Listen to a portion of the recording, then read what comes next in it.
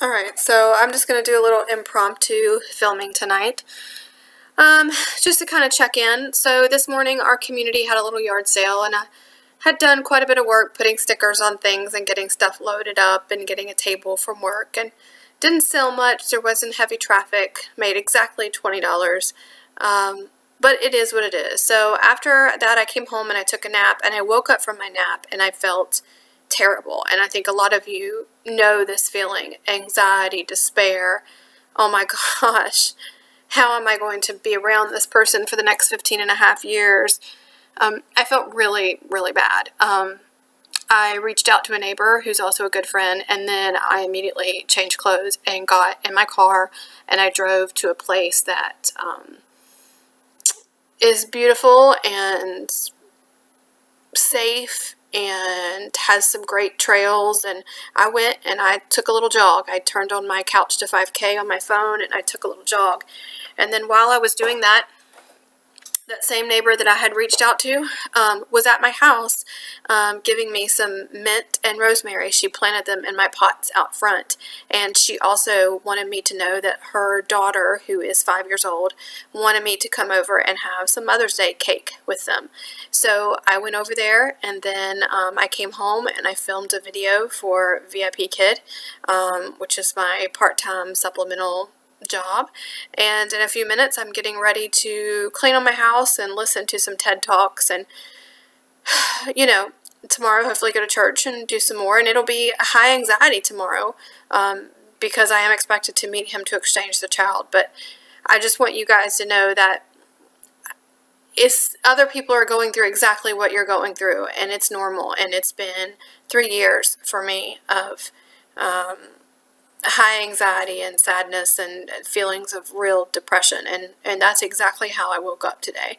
And I've made it through some days that I did not know how I was going to make through. I mean, my pregnancy was just terrible. It was like a nightmare. And these 3 years have been really, really tough, and it can be upsetting when you feel like you should be making more progress than you have when you have those down moments. But remember that feelings are just feelings, and the thing about feelings is they're fleeting. They don't stay that way forever. And I suggest that when you feel that anxiety and you feel that despair, get up and do something physical. It doesn't really help me to, if I'm feeling that despair, to go to a sermon on the internet or a Tedx or anything like that. Those things are helpful later, but not when I'm having that ultimate anxiety and despair. Anxiety is kind of an action-based thing. So the only way you're going to get that out of your system is to get physically moving. So I'm talking about yard work, lots and lots of housework. Get outside, go for a jog, 20-30 minutes. You can get these Couch to 5K apps for free and start out and do week 1 and just get it out, so that then you can even begin to be in a halfway decent state to watch a TEDx talk, or maybe to do something around the house or do something from your job.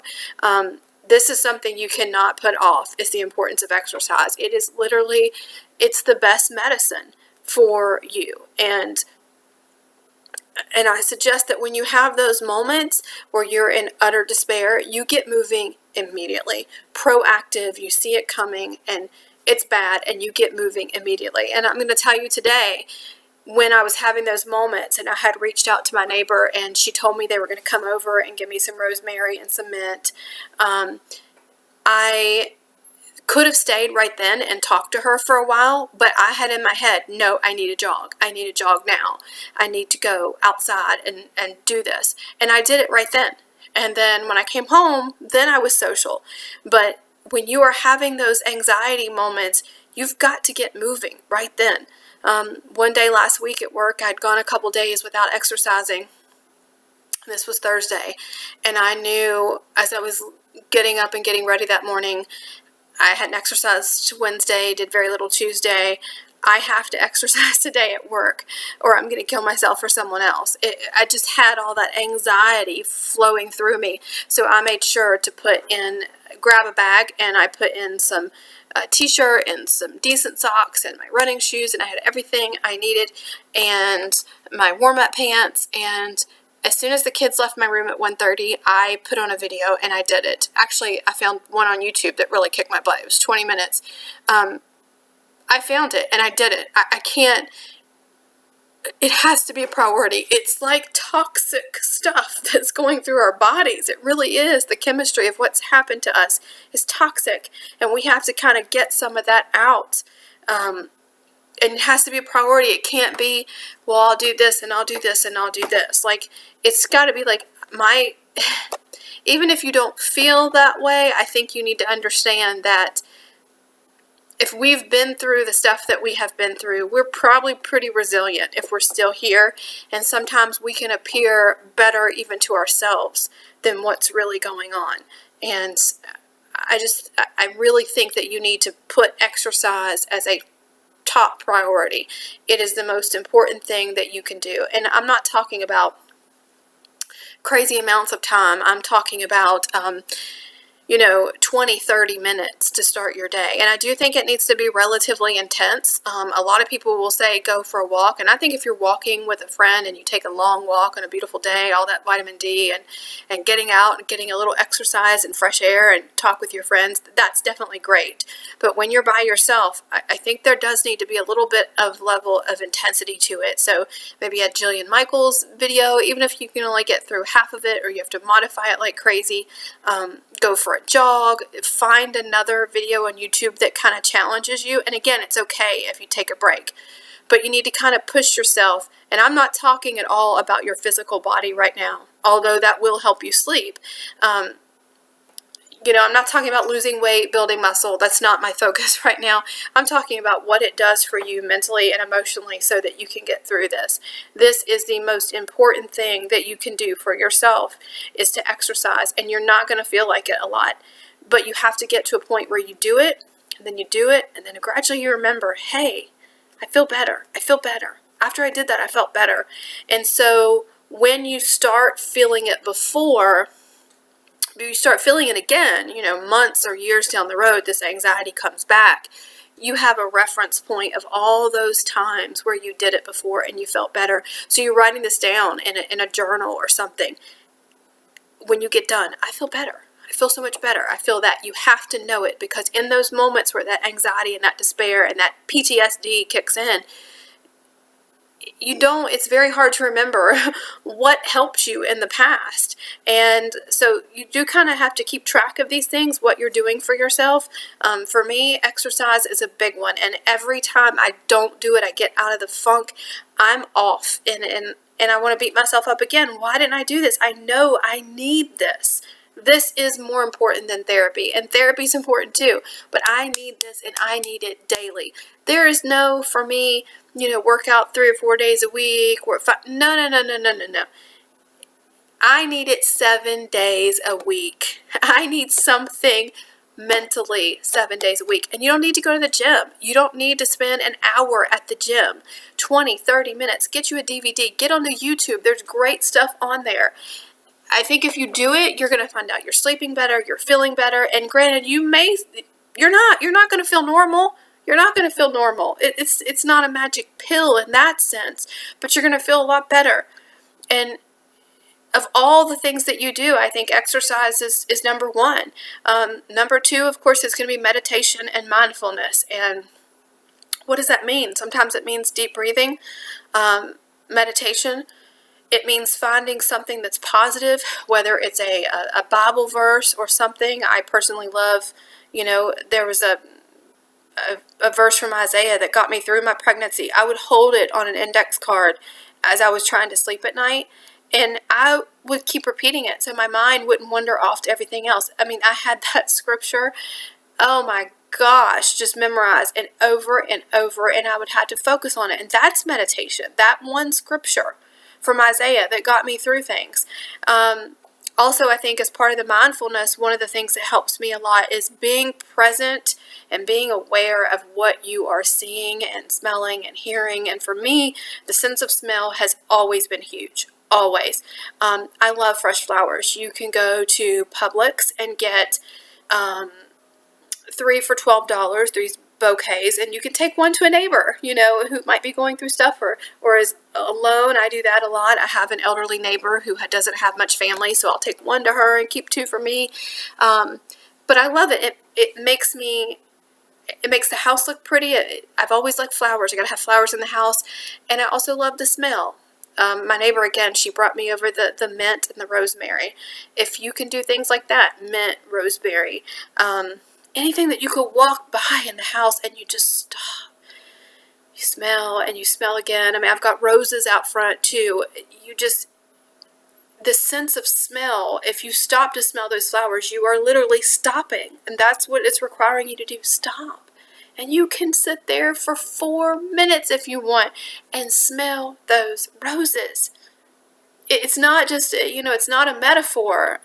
It's actually, you really need to literally smell the roses. So go get you a nice smelling rose bush or some flowers or something in your house that smells good where you can stop. And everything else is gone. But the smell, that beautiful smell.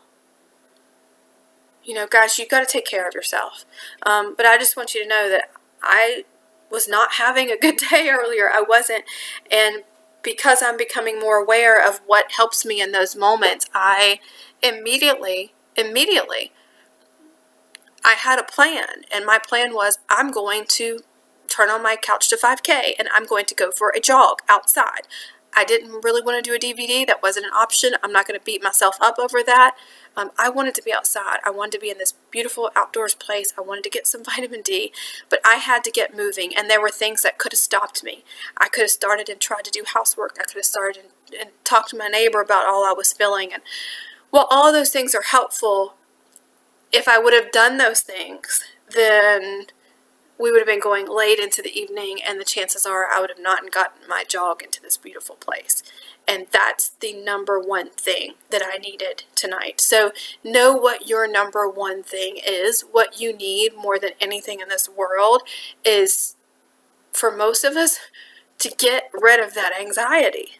Not to talk about it, to kind of get rid of some of it. And then we can talk about it later. But we've got to bring it down to a manageable level. And the way that I do that for me, and I think a lot of it is for you as well, is I get that exercise. Go get the exercise. Go outside. On the way home, if you want to stop and get flowers, get flowers. But the exercise is the one thing you cannot do without. You can't. Even people that haven't been through this, exercise is so important for them. Everybody knows this, right? Well, think about how much more important it is for us. The level of abuse and that we have been through is, for most people, unimaginable. You and I know that it's very hard to even explain the situation to someone unless they've been through it themselves. They have a family member, a former partner who has this disorder and exhibits these characteristics. They can't understand. And yet they, in their everyday lives, know the importance of exercise. People that are happily married, people that are not struggling financially, people that don't have to try to co-parent with somebody who abuses you and minimizes you and tries to turn your children against you and, has their new partner attacking. I mean, you guys know, you've been through all of this. It's crazy. But normal people need exercise. So imagine how much we need it, how much stress and stuff we have to get rid of. So I don't care if you have 15 things in your life that you're stressed about right now, your weight, your job, your children, you're feeling isolated and lonely, and all of those things are true. Number one thing, you have to deal with your anxiety, and you have to do that through exercise. That is the number one thing that you need to do. And so I'm asking you tonight, if you're in the mood where you can sit and think about things, think about those things that make you feel good that you go to, because you need to have a plan, and post them somewhere. Post them on your refrigerator, on the bathroom mirror, whatever.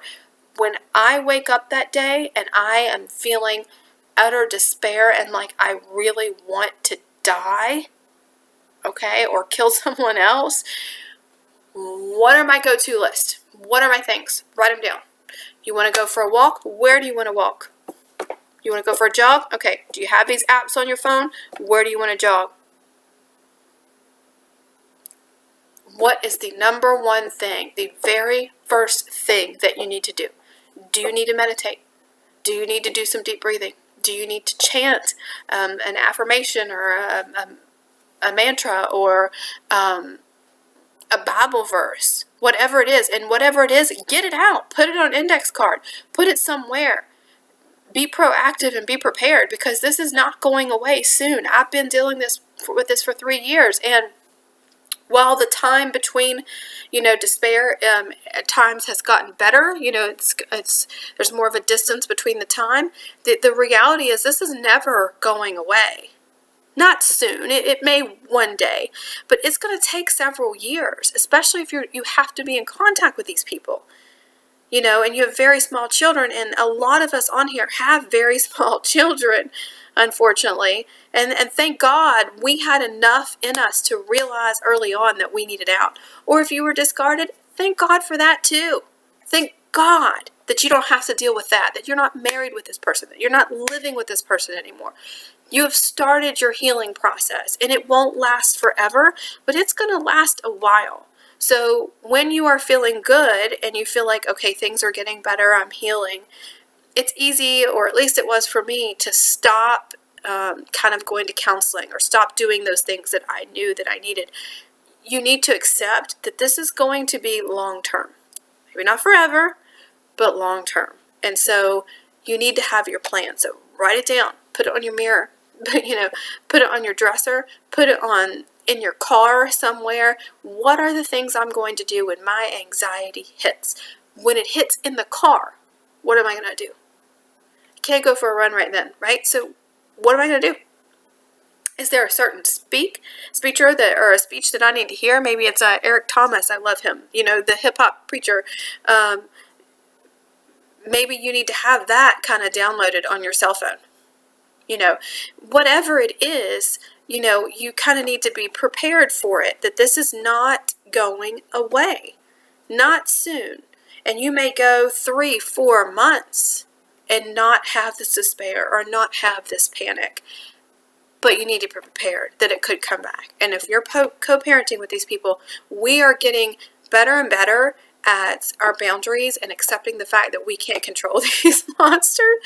But that doesn't mean it's never going to be difficult, because you know that there's probably never going to come a time where they won't stop picking, and where they won't be trying to turn the child against you. I mean, you could have 3 or 4 months of peace, but we know nothing is real and it's not going to last. So you've got to be prepared yourself emotionally. You've got to be, as far as your self-care, it's got to be better than most people. I mean, self-care is important, but we are dealing with something really bad. And even though we might get a little reprieve every once in a while, it's going to come back. And I say this like depression and anxiety, and also I think the kind of the effects of narcissistic abuse, it's like cancer. It never really goes away. I mean, you can get a clear diagnosis, but it's coming back. I mean, it's coming back in some form. There's going to be something. You always have to do checkups. You have to stay on your guard. This will never change. And we are involved, if we have a child with this person, with a very toxic person. And so contact is literally like putting a drug into our body. And this exercise and this meditation and this mindfulness, getting outdoors, finding a way to be creative, and I'm doing that through a few ways, and one of those is through teaching online. I'm teaching VIPKID, which I teach Chinese kids how to speak English. So finding another outlet is going to be so important to you, because the stress that we're carrying around, even though most of us don't show it, is stress that a lot of people can't imagine. They can't imagine.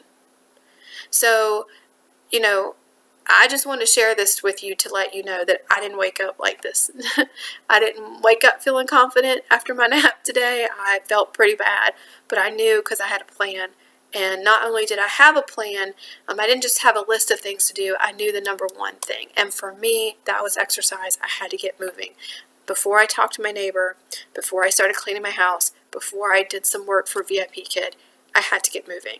And you need your plan. So I want you to, as soon as you can this week, come up with your plan and what is the one thing that if your anxiety hits, you're going to stop and do it immediately. I love you guys, and I hope you're having a narc-free day.